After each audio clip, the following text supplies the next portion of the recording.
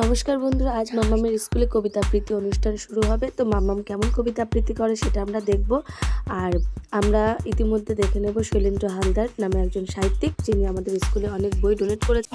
আমরা অধীর আগ্রহে আপনার জন্য অপেক্ষা করছি। আমাদের শৈলেন্দ্রনাথ হালদার বহু দূর থেকে এসেছেন, অনেক দূর থেকে। ওনাকে আমরা তরুণদের পক্ষ থেকে আন্তরিক অভিনন্দন জানাই। পড়িয়ে তাকে আমন্ত্রণ জানাবো এবং আপ্যায়নিত করবো মা চন্দনের ফোঁটা দিয়ে। সবাই একটু জোরে হাততালি দেবে। আমরা সত্যি খুব ভাগ্যবান, এরকম মানুষকে আমাদের মঞ্চে আমরা পেয়েছি। উনি ইতিমধ্যে আমাদের যে লাইব্রেরি হচ্ছে, ওনার লেখা অন্তত প্রায় 100 বই আমাদেরকে ডোনেট করেছেন। ওনার লেখা বই বিভিন্ন সচিন তেন্ডুলকর থেকে শুরু করে, লতা মঙ্গেশকর থেকে শুরু করে, যাদের সান্নিধ্যে উনি এসেছেন, আজকে তাকে আমরা মঞ্চে পেয়েছি। সত্যজিৎ রায়, মাদার টেরেসা, যার সান্নিধ্যে উনি একদম ছোটবেলা থেকে সারা ভারতবর্ষ জুড়ে যার বিচরণ, যাকে আমরা পেয়েছি। আন্তরিক অভিনন্দন। আমরা পরবর্তী প্রোগ্রামে ফিরে আসছি।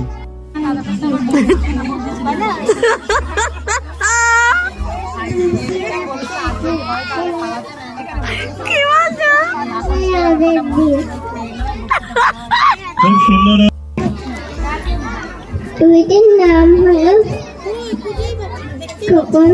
খোকনের রাগ সুনির্মল পশু। খোকন যাবে পাঠশালাতে, হারিয়ে গেল বই। খোকন বাবু বসলো কেটে, ভাঙলো বারের দই। খোকন গেল চড়তে গেছে, উনতে গেল মই। তাই তো খোকন কয়লা কাটা রাগ করেছে ওই। পরবর্তী প্রতিযোগিনী অঞ্জলি মণ্ডল।